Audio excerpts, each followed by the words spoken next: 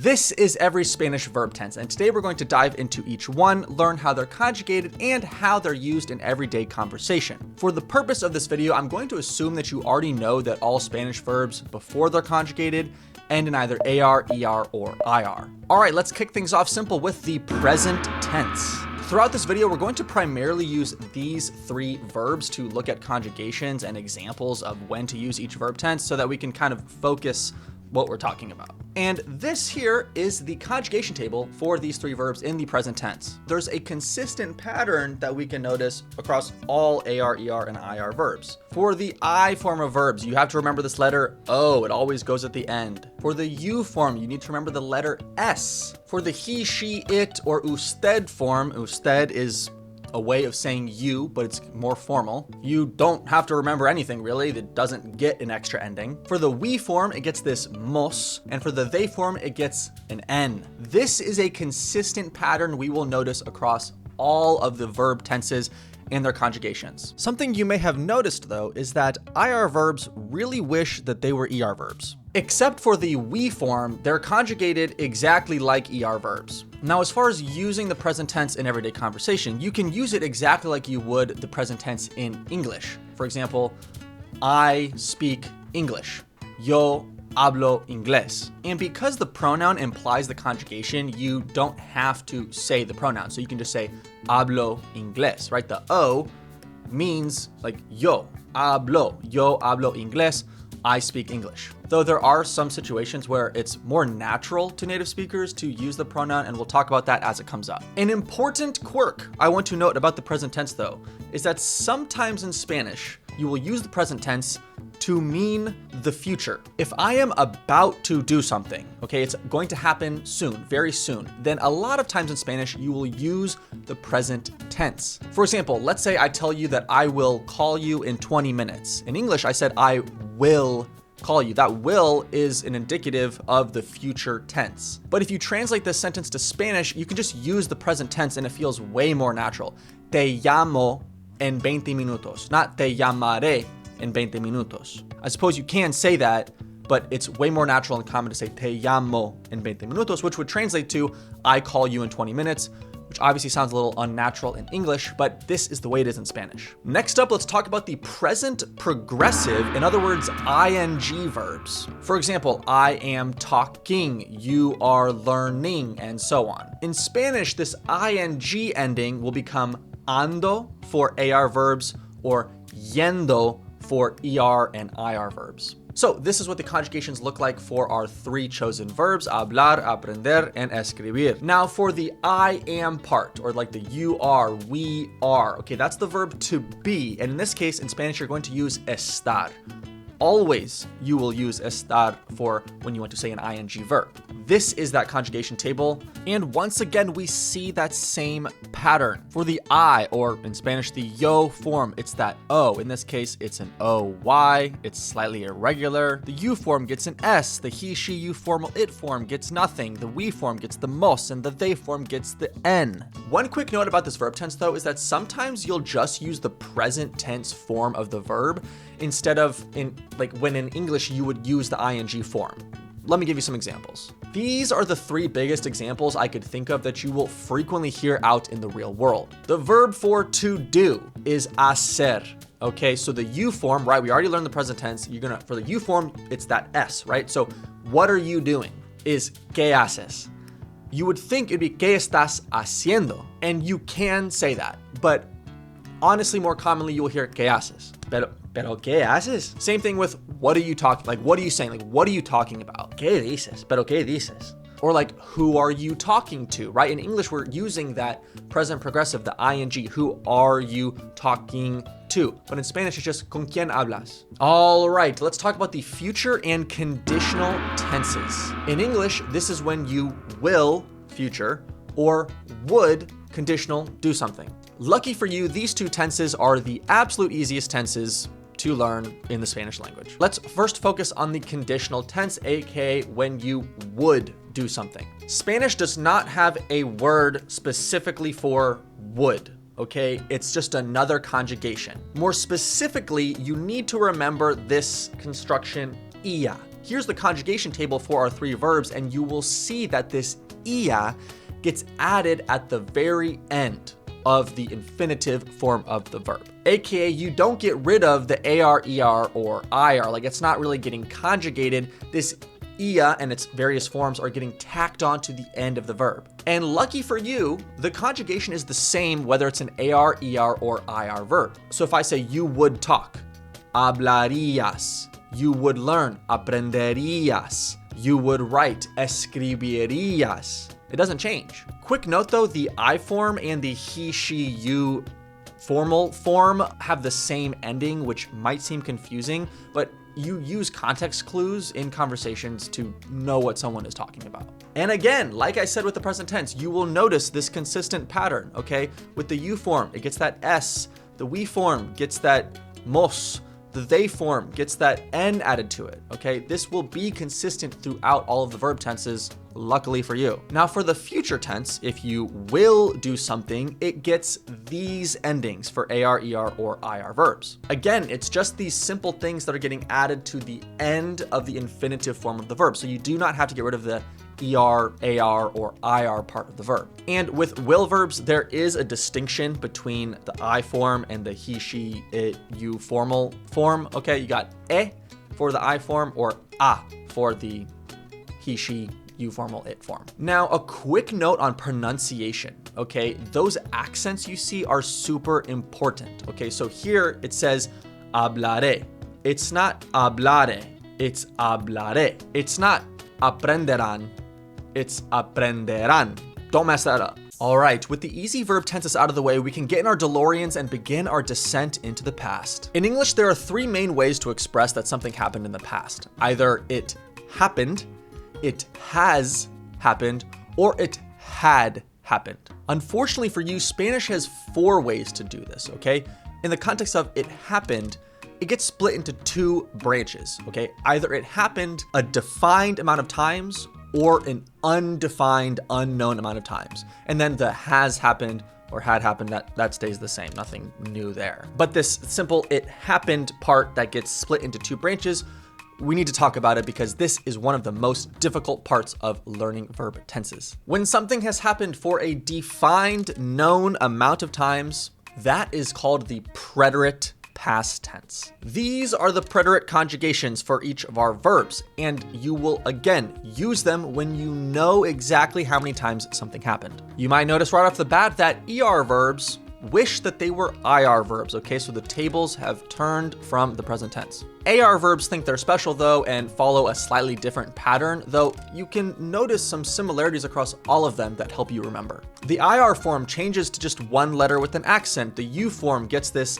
aste or iste, like that stay. The he, she, you formal it form gets this o or yo. The we form still uses that mos, okay? That mos, you can remember the mos is associated with we. And the they form gets this aron for AR verbs and yeron for ER and IR verbs. Sorry, almost lost my mind there. Now for that they form, a way to remember it is if we think back to the present progressive, aka ing verbs. For AR verbs, it's ando, right? Hablando. And then ER and IR verbs, it's yendo. So escribiendo. And you'll notice it's very similar here for the preterite past tense. Aron, que hablaron, or oyeron, escribieron, or aprendieron. Also, yes, you may have thought to yourself by now, isn't the past tense we form of hablar, hablamos, the same as the present tense form? Which if I say we speak, it's hablamos. If I say we spoke, it's hablamos. Yes, that is the case. And context clues. That's all I can really tell you. Now let's move on to the more difficult form of the past tense, which is the imperfect. In its most basic explanation, if something happened for an undefined amount of time, that is the imperfect. And it has an entirely different set of conjugations.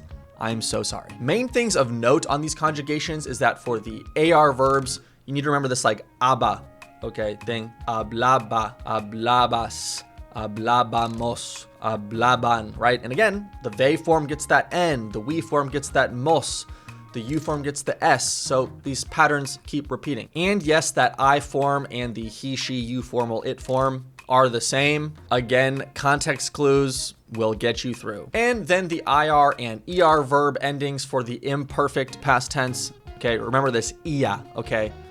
For the conditional, right, the ia was going at the end of the verb, but in this case, you got to get rid of either the AR, ER, or IR and replace it with that ia. Luckily though, the ER and IR verbs, that's the same ending for both of them, so it's a little easier to remember. Now, to understand better when to use the imperfect, I think the verb to run or correr is an excellent verb to use as an example. If I said to you, I ran yesterday, okay, that's the preterite, corrí ayer, because I know exactly how many times I ran yesterday. But if I said that I ran when I was younger, but not so much anymore, it's not exactly clear how many times I ran. Okay, I used to run, I ran a lot for an undefined amount of times. In this case, I would use the imperfect. Corría cuando era joven, pero ya no. Spanish also has this verb soler, which can be used like solía correr, I used to run, but you can just say corría. Lastly, you can use the imperfect to mean the same as an ing verb. So if I said I was running when it started to rain, right, you could say estaba corriendo cuando empezó a llover, but you could also just say yo corría cuando empezó a llover.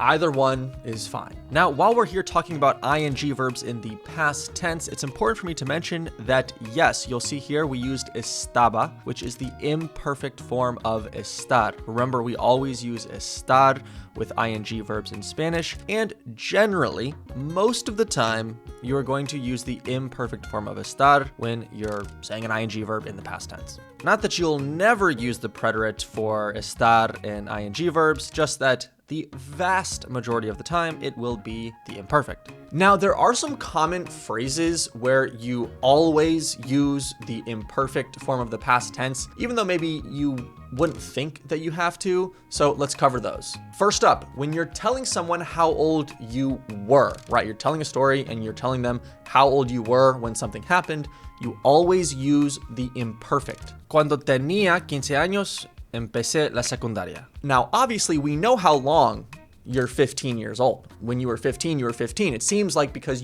it's a defined amount of times, you would use the preterite, but for some reason it's the imperfect, and this is always the case, so you need to know that. Describing the weather in the past will always use the imperfect. If I wanted to say that it was a hot day, I know it's confusing because it's like, you know that it was hot that day, right? It's a defined amount of days, but you would still say the imperfect. Hacía calor ese día. Final example here is you're always going to use the imperfect to describe like a mental or emotional state in the past. And this is primarily referring to the verb estar. So if I wanted to say like, I was happy, you were sad, right? Estaba feliz, tú estabas triste.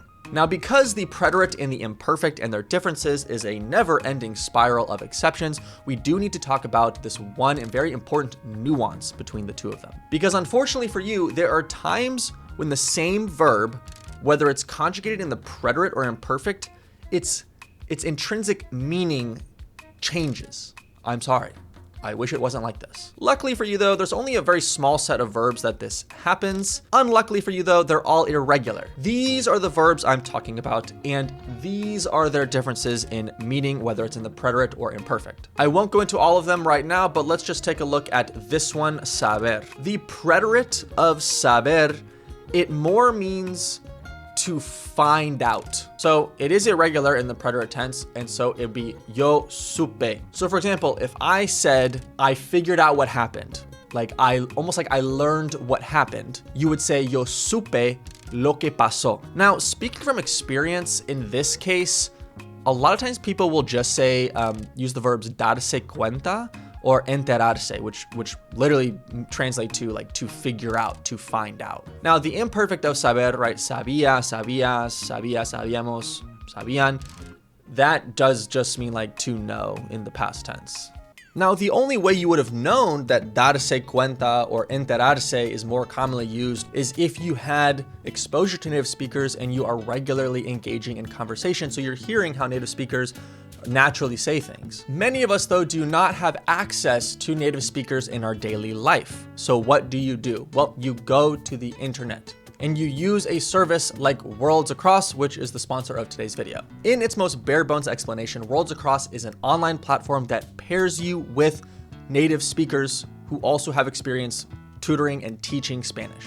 As you get better at Spanish, you will learn very quickly that just because someone is a native speaker in Spanish does not mean that they are great at teaching or explaining their language, which is why you need people who are not only native speakers, but also have experience teaching the language. Also, many of us worry about being judged or we feel embarrassed for making mistakes when we learn Spanish, but Worlds Across places a very strong emphasis on creating a comfortable, judgment-free environment for you to learn in and speak with native speakers. You can try it out with a 7-day free trial, and if things go well, you can continue it from there and actually sign up. Worlds Across also has a YouTube channel where they feature some of their students that talk about their experiences, getting better and learning through having a tutor on Worlds Across, and it's very inspiring, it's very enlightening, and it kind of shows that it really does actually work. If you feel like Worlds Across is a service that genuinely could help you, you don't have access to native speakers, and you'd love to be able to speak with one regularly, then I have a link in the description for you to get a discount, and you can use this promo code to get that discount. All right, it's time to talk about the perfect tenses. What makes them perfect? Honestly, nobody knows and nobody cares. All you need to know is that this is when it's like you have done something. Now, you would think that because the verb in Spanish for to have is tener, that means that you would use tener, but there's a whole other word, which is haber, which means to have, but specifically for the perfect tenses. So if you just learn how to conjugate haber in all of the tenses we've already talked about, then you know how to conjugate in all of the perfect tenses. So this is our list of conjugations here for our 3 chosen verbs. I just want to point out that the pattern here of the AR verb, where it's ado at the end of all of them, it's the same, right? It doesn't change depending on which pronoun it's associated with. Same for the IR and ER verbs. It doesn't, it's ido, right? It doesn't change. Now, yes, I see that escribir is escrito. That's because there are some irregular forms of these. There's not too many of them though. So I have a table here which lists all of the most common ones that you need to know. One thing you'll notice is that if you learn some of them, like poner is puesto, then obviously now you know what componer is. It's compuesto. All right, now let's look at the conjugations of haber in the present tense. It's pretty short and succinct, right? Like the I form is just a, right? So if I say I have spoken, it's he hablado, or you have spoken, it's has hablado. They're super short, and honestly, at first when you're learning these, it, at least for me, felt a little awkward saying them. Like I'm just saying the sound like eh. Like, does anybody even understand what I'm saying? But yes, they do.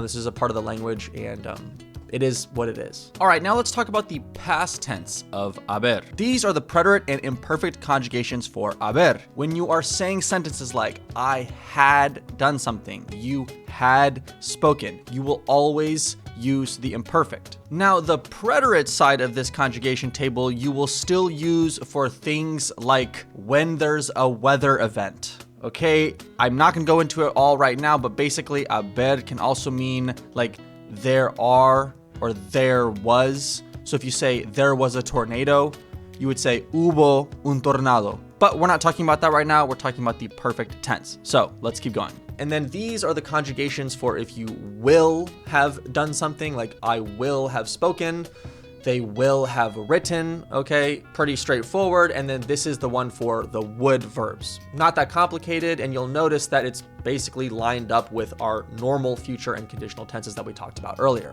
All right, now it's time we address the elephant in the room, the subjunctive. Again, technically it's not a verb tense, it's a mood, but you have to know it. It's very important, and it's obviously relevant to verbs, so let's go over it. Now, as far as answering when do you use the subjunctive, okay, that's the hard part, because obviously you can memorize the conjugations, but being able to put into practice naturally, some people explain this sort of philosophically by saying like, oh, the subjunctive expresses when there's doubt or like uncertainty, and like that's when you use the subjunctive. But I think it's way more helpful to just know what triggers the subjunctive like in actual sentences. There's a couple different like constructions of sentences that force you to use a subjunctive, So we'll just go through each of them. First up is probably one of the most common ones. It's this construction of es importante que, and then you use the subjunctive, or es posible que, and then you use the subjunctive. So really what I'm saying is it's this construction of like